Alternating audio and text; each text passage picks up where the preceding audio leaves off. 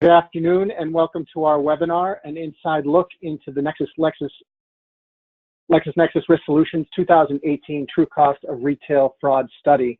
We will begin our presentation in a moment. We're going to give people a few minutes to come in, so please stay on the line and we will start momentarily.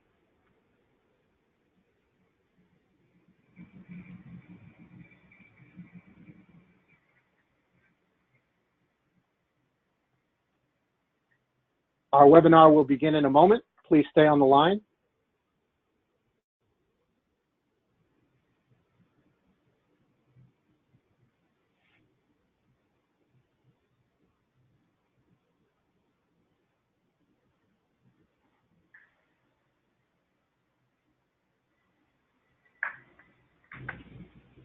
Thank you for joining us today. Our webinar will begin in just a moment. We're going to wait just another few seconds for people to file in.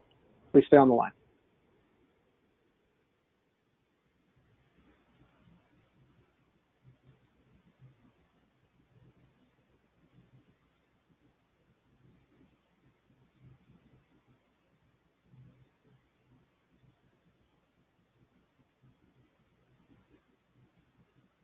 Thank you so much for joining us today. We are going to give folks just a few more seconds to come in, so please stay on the line and we'll start in a moment.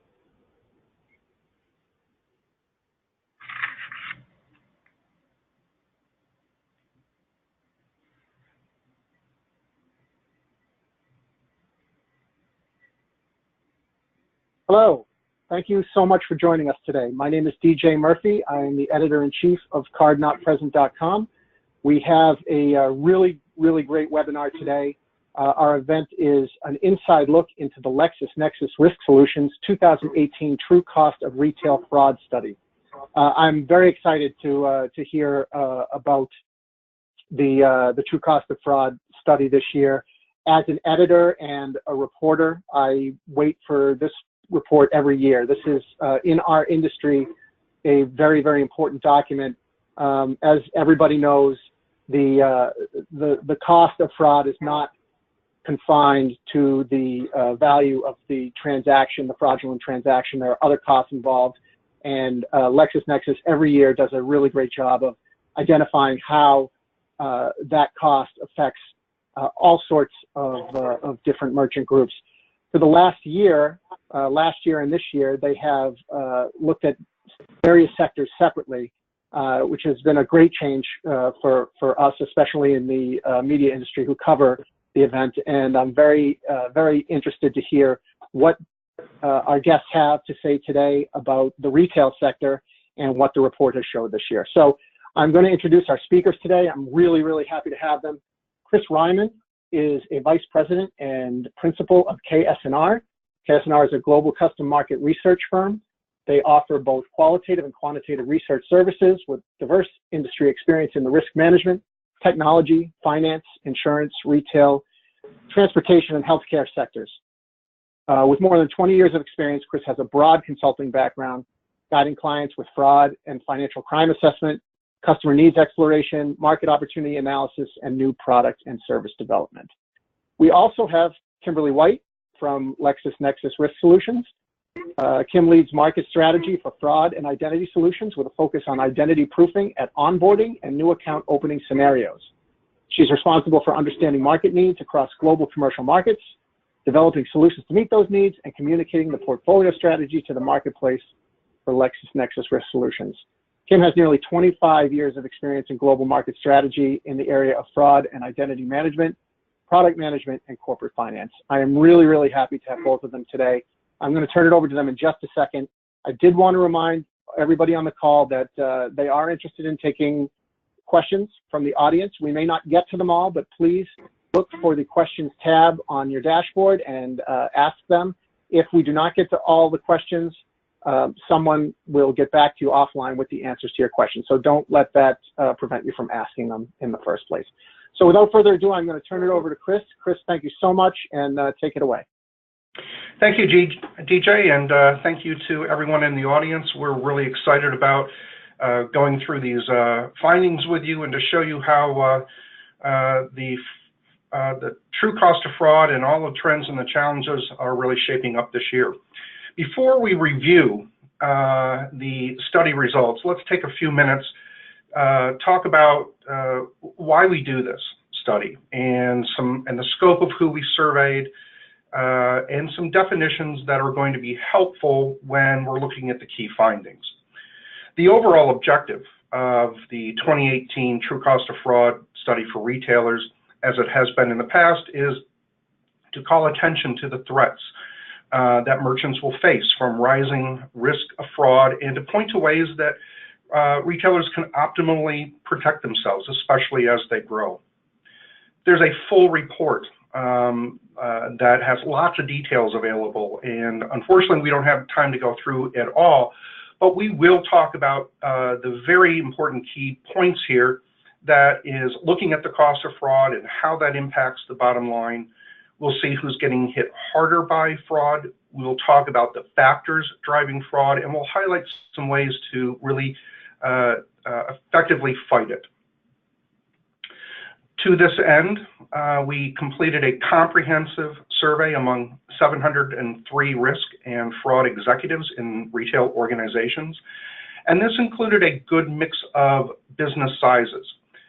When I talk about business size, and you'll see there will be reference to it throughout, I'm referring to that based upon revenues. So smaller retailers are defined for this study as those that are generating less than $10 million in revenue per year.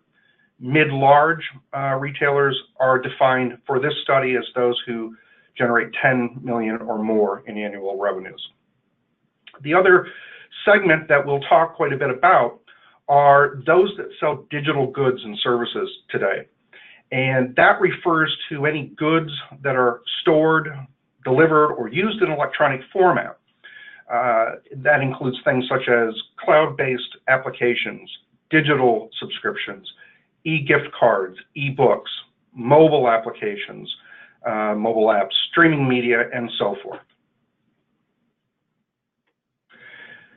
When we spoke to fraud executives, it was important that we were all on the same page in terms of what is fraud, how are we defining that.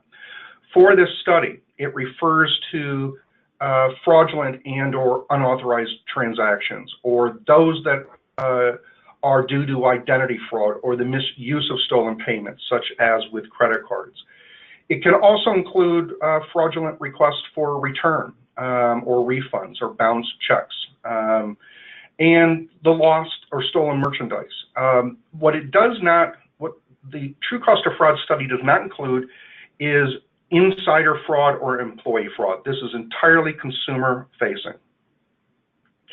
When we talk about the cost of fraud, we are going to talk about it in terms of the true effect, and the LexisNexis fraud multiplier is going to really help us understand what that is. By its name, it indicates that it's a multiplier. The cost of fraud isn't just, as you know, about the lost value of a particular good or service. You feel the heat when you have other costs associated with that, such as fees that are paid to credit card, debit card companies, or third-party providers.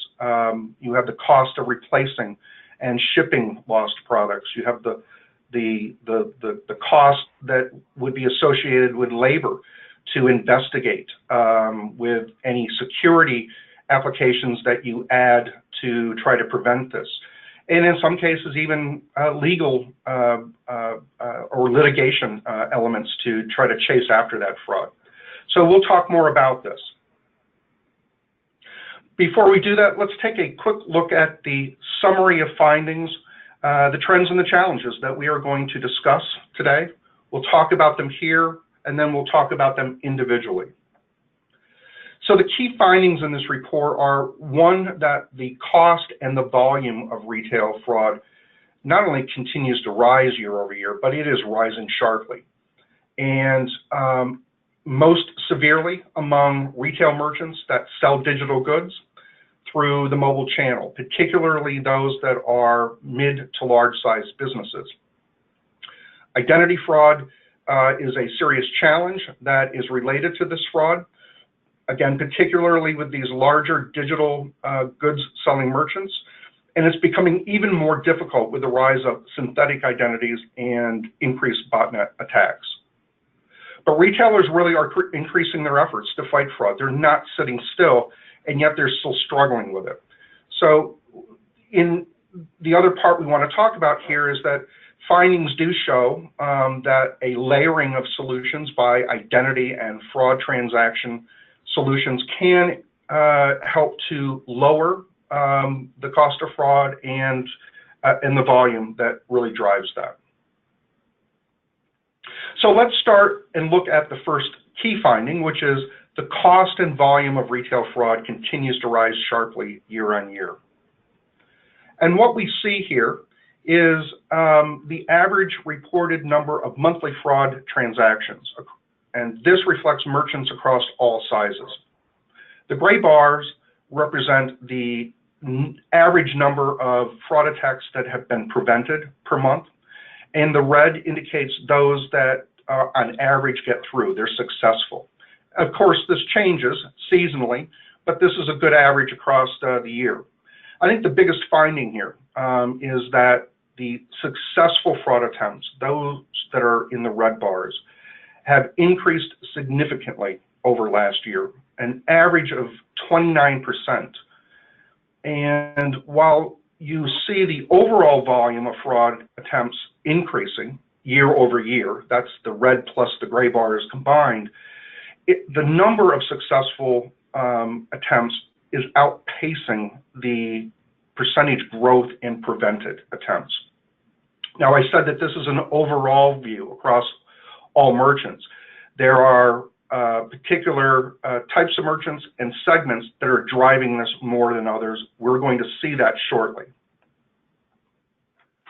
But not surprisingly, the increase in this volume is impacting the cost of retail fraud.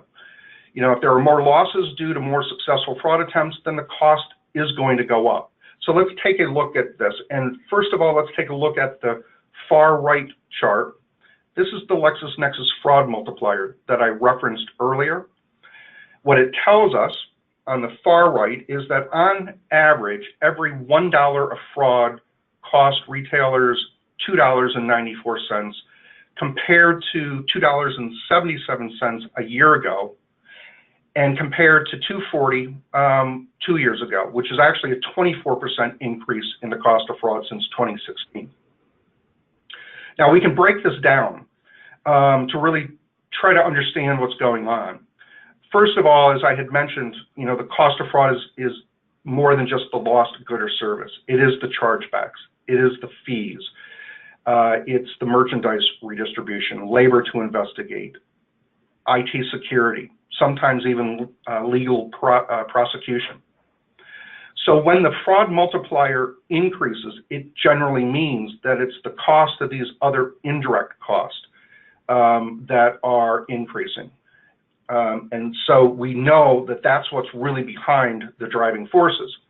That also impacts the bottom line, because we can see on the chart to the left that fraud at cost as a percent of revenues continues to increase. At this point, it's up to even 1.8%. We're going to see this change as we look at different segments,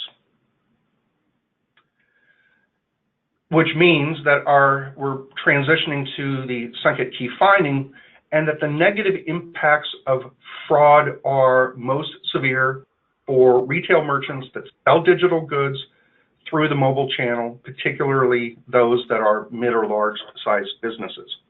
Before, though, we talk more in detail about these findings, we'd like to hear from you.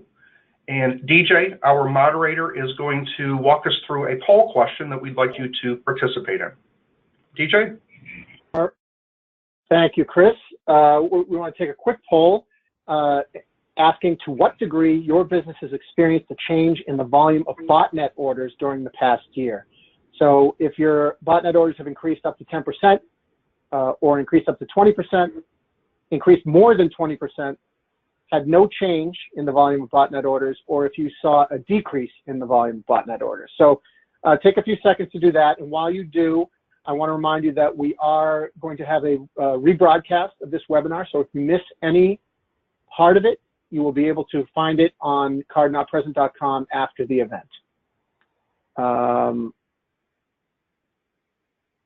Okay, just give a couple of more seconds, and I will close the poll. And here are the results.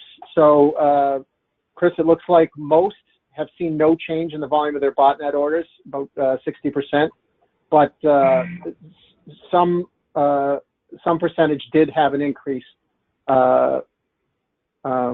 19%, up to 10%, and up to 20%. So some people are seeing a change, but many here on this are not. Well, that's interesting to see. And we know that that's going to change by the type of business, in terms of what kinds of goods or services are sold and the channels that one will go through. As we look here, let's look specifically at merchants who are mid to large size and they are using the mobile channel. So we will again look at the average reported fraud, monthly fraud volume again, filtered to the mid-large merchants using the mobile channel. And I think botnet activity is coming through in these numbers. There's a key tagline here, and that is that mobile channel equals fraud. We've been saying this for the last couple of years, and first of all, during the last few years of this study, we've seen an ongoing adoption of the mobile channel for transactions. It started much more isolated among the very large retailers, but most recently, and including in this past year, with a good percentage growth among the mid-sized retailers. And so we have said not only that this is going to grow in terms of adoption, but there's likely going to be risk that's associated, and that is exactly where we see the serious risk.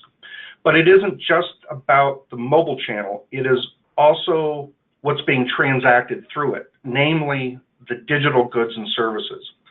As we look at the chart on the right, which is the average reported volume for mid-large retailers selling digital goods via the mobile channel, you can see that from 2017 to 2018, there's been a 32% increase on average in the number of successful fraud attempts among that group.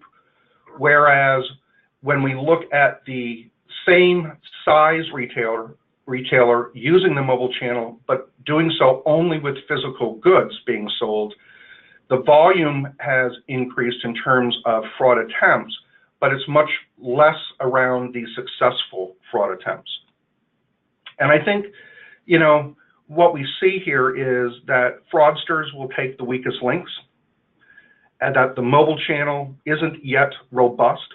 That includes the mobile browsing, but also ways that fraudsters can attack mobile devices and apps.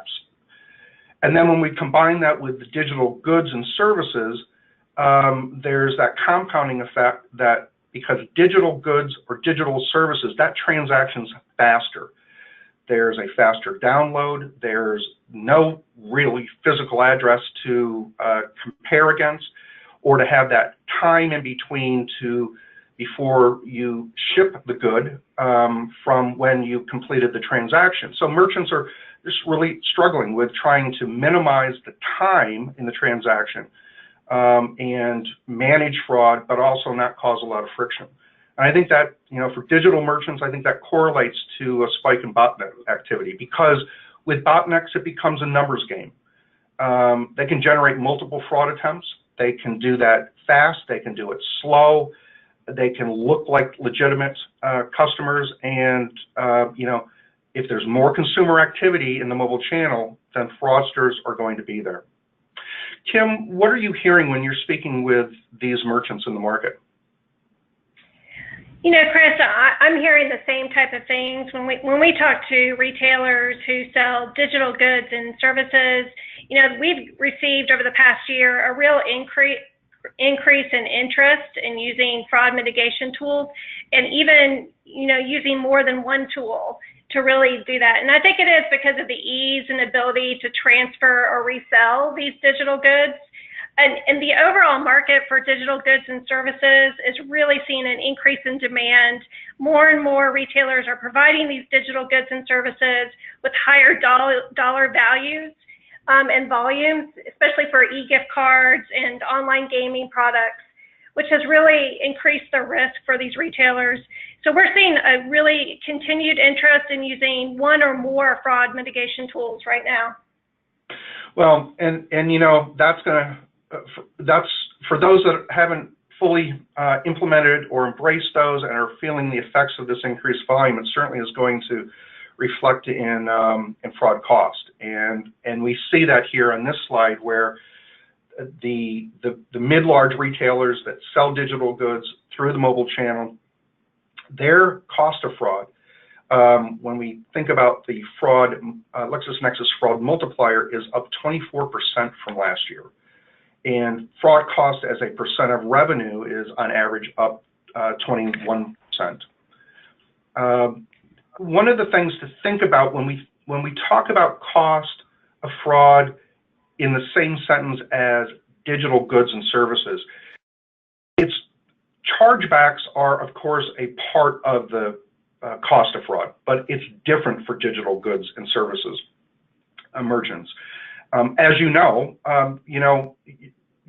you're not selling a physical product, so there aren't necessarily you're not buying it for inventory. The cost of replacement really should be marginal.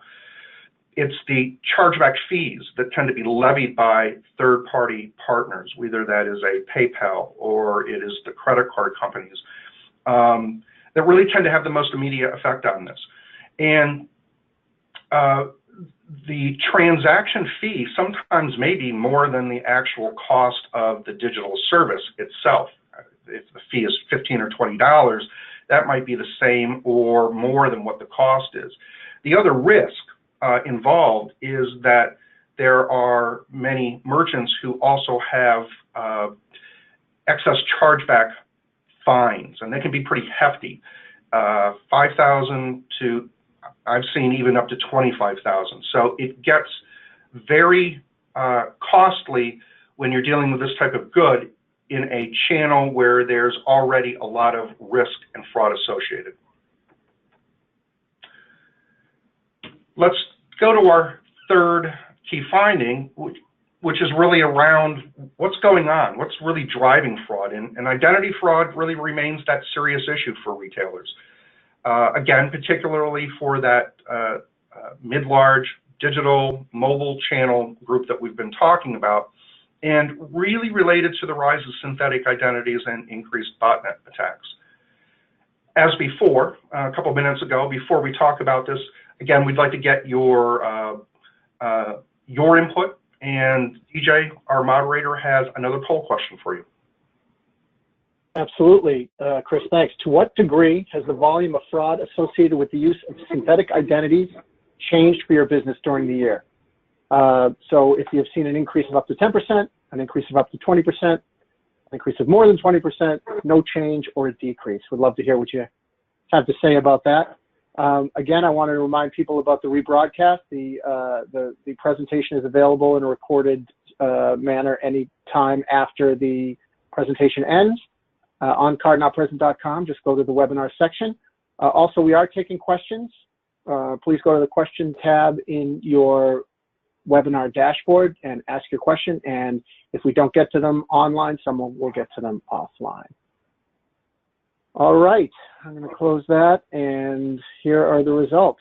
So again, most people on this one have seen an increase, Chris. We're probably a small increase, up to 10%, but we have seen an increase, and then so almost 60% of people have seen an increase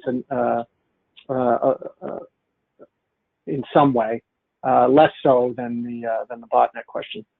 And you were mentioning many of them have indicated up to 10% or so?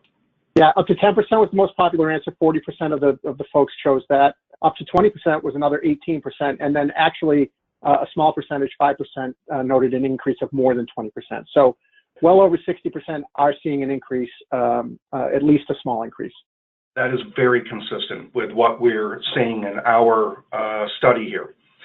That identity fraud, first and foremost, has grown significantly, and that synthetic identity is a part of this. Let me talk about a couple of things here. One is that that identity fraud has grown the most among the segment we've been talking about that gets hit hardest, the mid-large selling digital goods in the mobile channel. This group reported identity fraud losses last year at about 20%. And that means the question is framed in terms of distribute across 100 points, a percent for all of your fraud losses for a number of different kinds of activities or types of fraud. And 20% were attributed to identity fraud. This year, it's doubled, almost up to 40%. And 16% of that, about a third of that identity fraud, is being related to synthetic fraud. It really shows how fraudsters have found ways to take advantage of this environment, particularly because the use of synthetic identities, it includes information that can be breached from data during recent years, but it can be really hard to detect. Synthetic fraud identities are created by fraudsters through one of three ways. Using multiple people's or multiple persons' personal identity information and combining that into a single fake identity, which might include shipping address, social security number, date of birth, etc. None of this which really matches to any one person. And this may be used more for short-term fraud gains. So they develop it and then they will go and try to cash in on it with some big ticket items. These synthetic identity can be created through taking one real person, some information from his or her personal information, and combining it with fake information. So it's really more of a nurturing and getting that good credit and then ultimately going bad. Or synthetic identities can be developed from known persons. It's entirely fabricated data. It doesn't belong to anyone. They're very difficult to detect, especially in the combination of digital goods, that very fast transaction in a less secure mobile browsing or mobile app channel environment.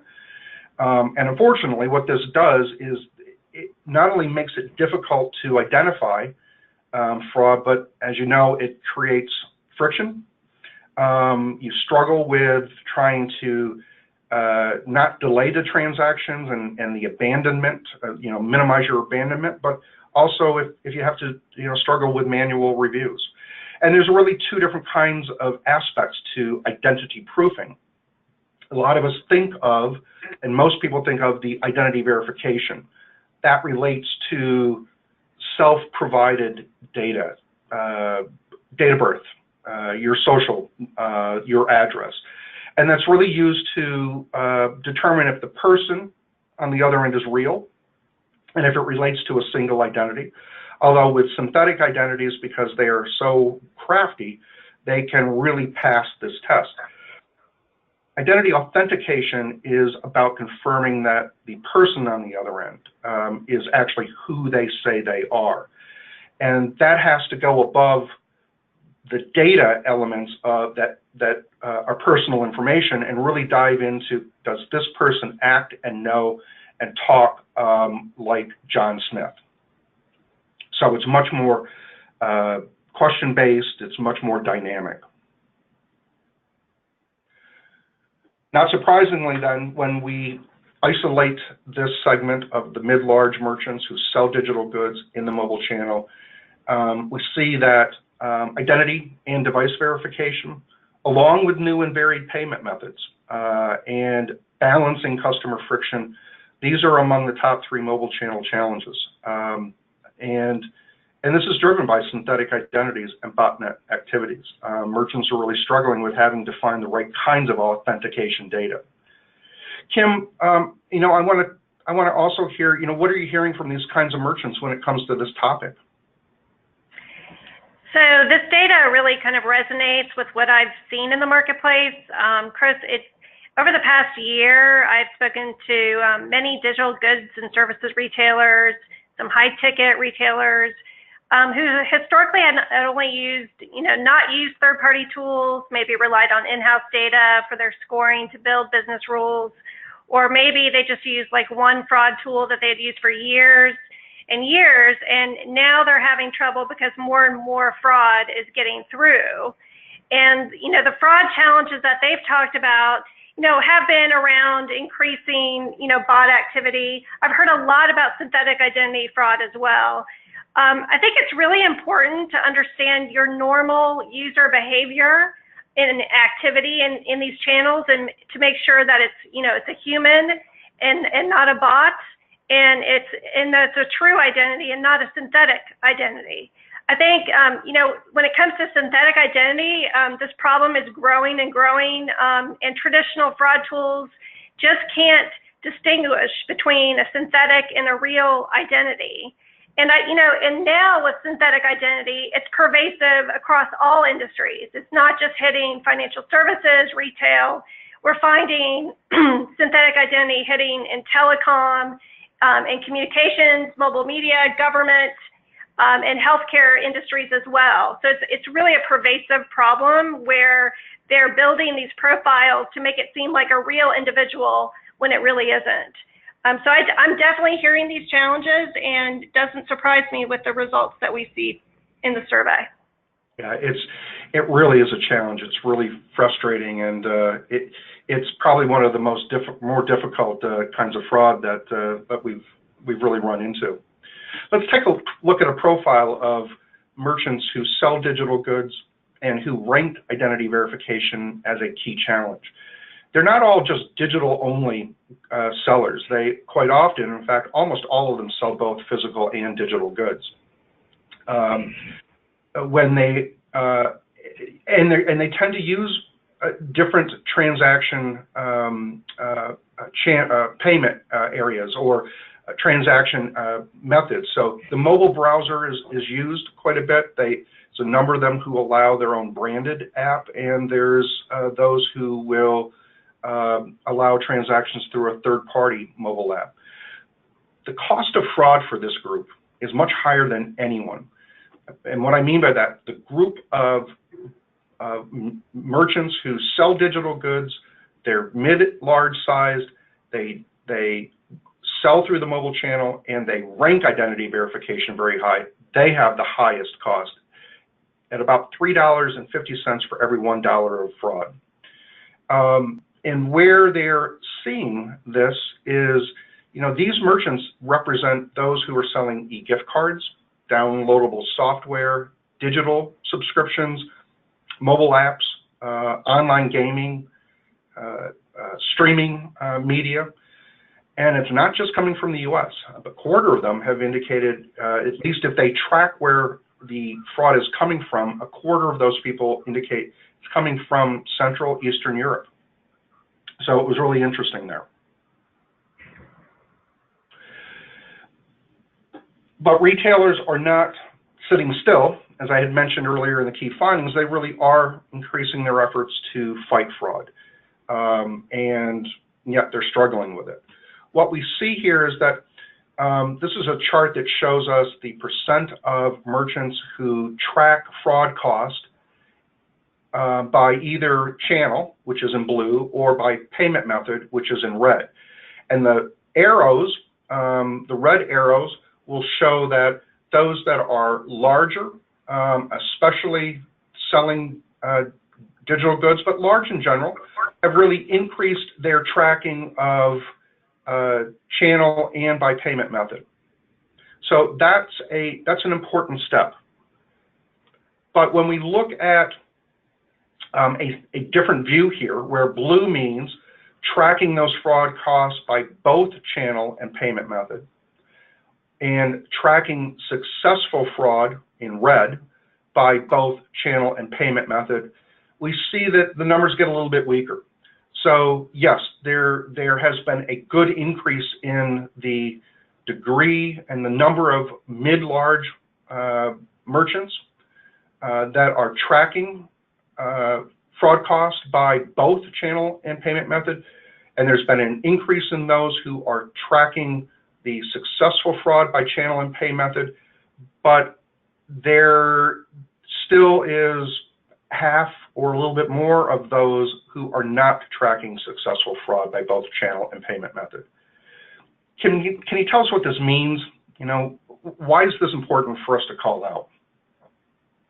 So, you know, overall, I think tracking fraud attempts by channel and the outcome of that is really important to really help understand the big picture around fraud.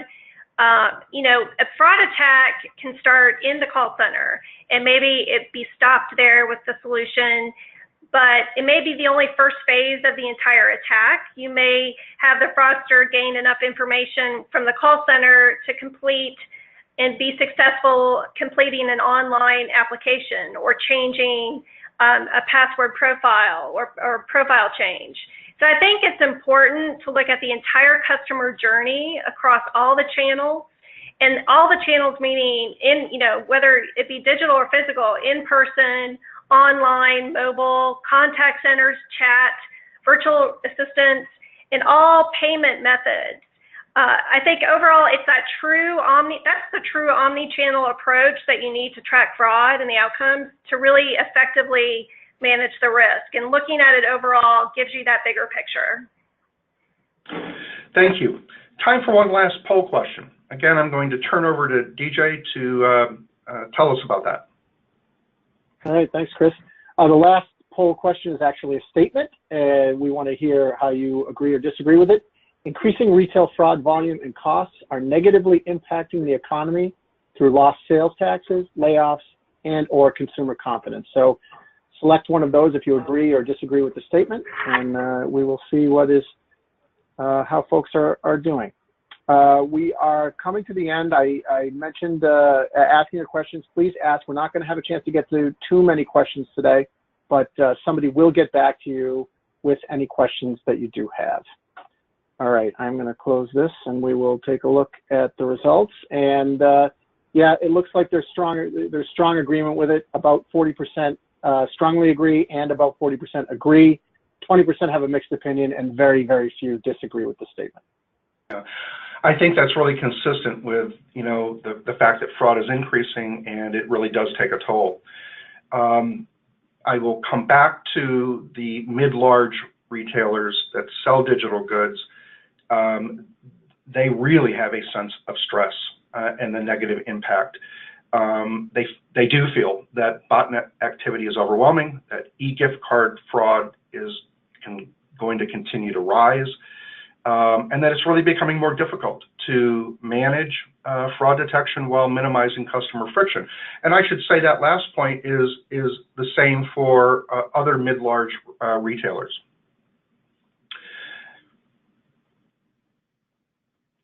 But, you know, if we look at what's being used in the marketplace, among the mid-large retailers that sell digital goods, there has been an increase in the adoption of different kinds of risk mitigation solutions. And this segment tends to use more solutions on average than others, about 7.8, but they may not be optimizing the use of risk management solutions. There are still half or more that are not using advanced identity authentication or advanced identity and transaction verification solutions, and or doesn't look like there's consolidation around certain ones to really layer them. Kim, what's this telling us then? You know, I'm a little surprised about the use of risk mitigation solutions still at, you know, around 50% of the market. You know, due to their passive nature, these solutions really do have little to no impact on the customer experience, but give merchants really valuable digital identity intelligence with automated decisioning. So, you know, I think overall, I think there's some room to grow, and as the fraud increases, there will be some, capabilities that more and more merchants will take a look at. I think there's just a huge opportunity for merchants to take advantage of these tools to really get that customer experience up and combat fraud. Do you think there are merchants out there that are looking to use the same set of solutions across the different channels and types of goods that are being sold? So as opposed to mixing it up to the unique risk and challenges of a channel or transaction type? Yeah, I think there's more and more appetite to really tailor the solution to the channel and the risk. That one-size-fits-all approach, I think, is really, that trend is going away. And I think some merchants may think it may be too expensive from a layering perspective. I think there's, a huge opportunity to really tailor that workflow experience and help mitigate fraud in different channels. Great. Let's move on to talking about that then. Findings here show that layering solutions by identity and fraud transaction solutions, those who do that tend to experience fewer issues and cost of fraud. And this is based upon data from our study. First of all, it's not necessarily about the number of solutions. It's really about the right combination and the right layering of them. In blue are merchants who sell digital goods via a mobile channel, and because they're using the mobile channel, they're selling digital goods, but they are not using solutions that may be tailored to help them with that kind of channel, things such as device ID or geolocation or real-time scoring. And there certainly can be other solutions. These are just examples from the findings here. In red is the same segment of customers, but they are using they are incorporating, along with other solutions, those that would help with the mobile channel. And you can clearly see that the cost of fraud and the degree of manual reviews tends to be lesser for them. Also, when we do some additional analysis, we find that the layering really can bring it down in terms of the kinds of solutions that are layered. So it's important to layer identity authentication and fraud transaction risk assessment solutions. The chart that we see, if you look at the third bar to the left, $3.61 fraud multiplier, this represents a group of merchants in our study who sell digital goods and who indicated using really a more limited set of solutions, and I would call them common core. They're card verification or PIN signature or browser malware or address verification or check verification, which of course, the in-face or the in-person channel, and of course, we have a lot of multi-channel merchants here. They have a much higher set of fraud costs in terms of the percent of revenues in the fraud multiplier than if we start to move left in the second column, where we see digital merchants who are layering advanced identity and transaction risk solutions. So they're adding in things that you see in the last two bottom rows. Could be customer profile databases, authentication of transaction by 3D tools, challenge quiz-based solutions, automatic transaction scoring. When we look farther to the right, that the digital goods sellers who layer, again, these more advanced authentication and transaction solutions, but are including solutions that really help with digital goods or the mobile channel, such as device ID or geolocation or real-time tracking, their costs go down even further. And then looking at the same kind of analysis, we find that their percentage of false positives are much lower as well. Kim, thoughts on this? No, I think it's all really about finding that right combination to combat the specific threat. Layering's important, but using it in a targeted way and effectively by the channel and risk, I think is really the key. So, with that, then I'm going to turn over the presentation to Kim. I'd like to, she's going to take us through recommendations. Thank you, Chris. I really appreciate the time he went through today going through the study. I think it has a lot of great information, and I hope all of you get a chance to read through it further. The first recommendation we are making is for retail merchants to really implement those unique risk mitigation solutions for different business models. And I can't emphasize enough the fact that there really is no one-size-fits-all solution. You may have physical goods and digital goods. You should probably use different solutions to that due to the nature of the risk. And, we didn't really touch on this as much today, but there's different challenges and risks to support domestic versus international, as well as remote versus non-remote channels, including in person. So it's really all about that one-size-fits-all approach. The second recommendation, especially for remote channel and digital goods merchants, is really considering that multi-layered solution approach based on different types of fraud. It's really important to look at both the identity and transaction-related fraud. It's the identity side is letting those good people go through. The majority of your customers are good. You want them to transact. You want to grow your business. So doing that with the least amount of friction and risk is extremely important. On the transaction side, it's really about being laser focused and be able to identify those high-risk transactions. And overall, this layered approach should help you reduce the cost with manual reviews, have less good people in your manual review queue, reduce those fraud attempts, and fewer false positives. The third recommendation is specifically around merchants selling digital goods via m-commerce, really opening themselves up to a wider variety of risk mitigation solutions based on the risk. This is the fraud, and the cost associated with this fraud is more of an issue for these type of merchants than many others. And when we've talked a lot about different botnet activity that you may or may not be experiencing, or the rise in synthetic identity fraud. And e-gift card fraud is going to continue to grow. Its popularity is growing, so we're going to see that continue on as well.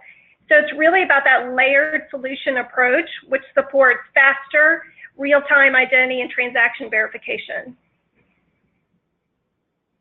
And our final recommendation is for the remote channel and digital selling merchants, really needing to track both that payment and channel fraud in terms of costs and successful attempts.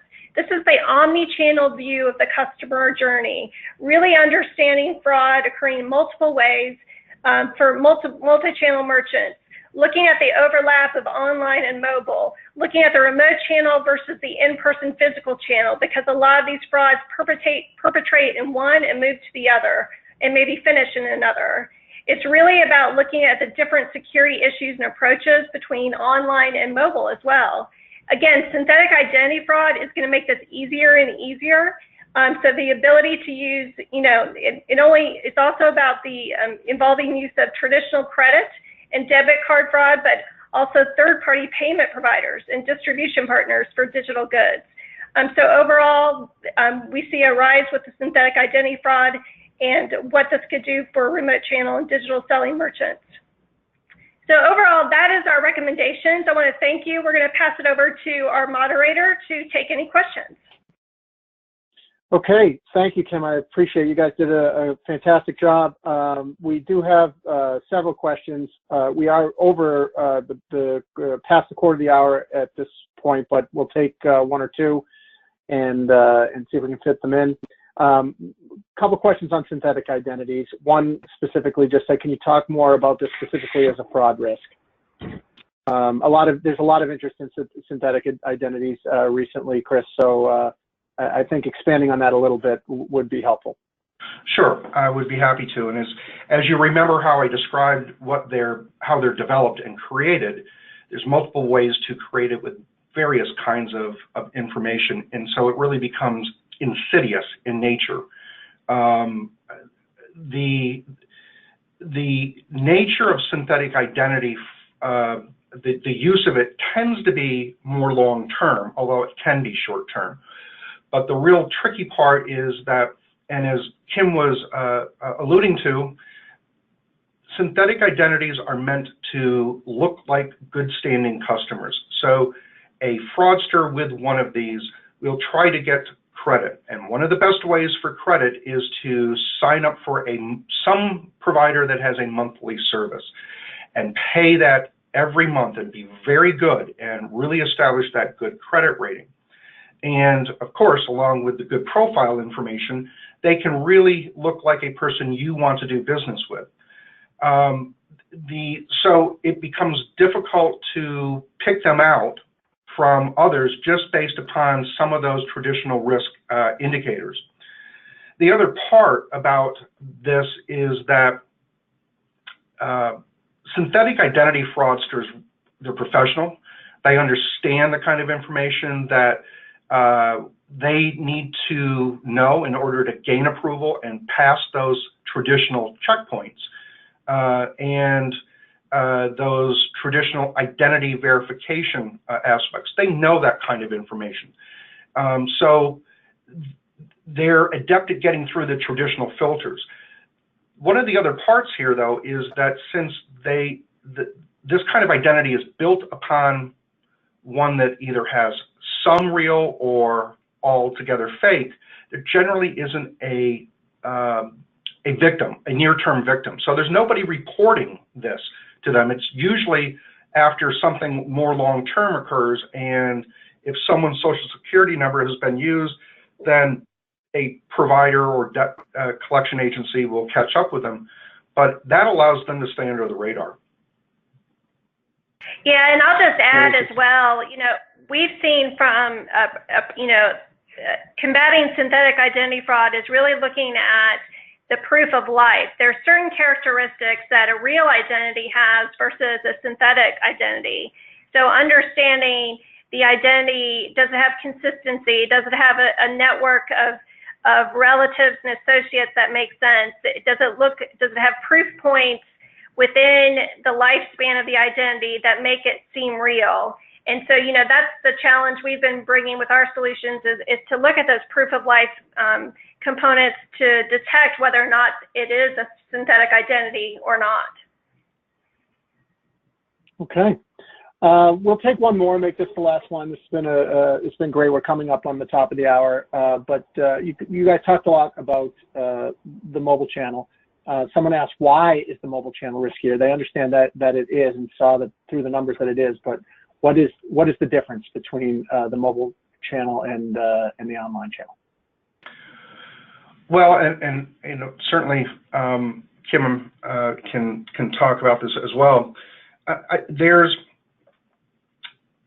There's less security at this point built into it. For a while, it was talked about in terms of malware, not malware, but mobile browsers weren't as secure as the online e-commerce browsers. And I think that there's still some issues there, but there's a lot more use of mobile apps. And then, of course, there's not just on the merchant side, but on the consumer side, where fraudsters have really found some ways to get in. So as an example, we all use our mobile devices in various ways, but those who are shopping and using them for transactions, fraudsters can get in insidious ways to put malware into their device. A consumer may not even know that, and that ultimately gets back to the system that can attack through botnets a merchant's site. So there's the risk that comes actually just from the consumer devices. And botnets are not just about fast transactions. They can be very slow and low attacks, to really look like a legitimate user. The other part is that, with mobile apps themselves, there's been about a 30% increase in mobile app fraud over the last year. And that really shows that fraudsters are really leaning towards this. Kim, do you have some further context on this? Yeah, I think it's really important to tailor the fraud mitigation solution to the channel. And so maybe the solutions you're using for online aren't appropriate for the mobile channel.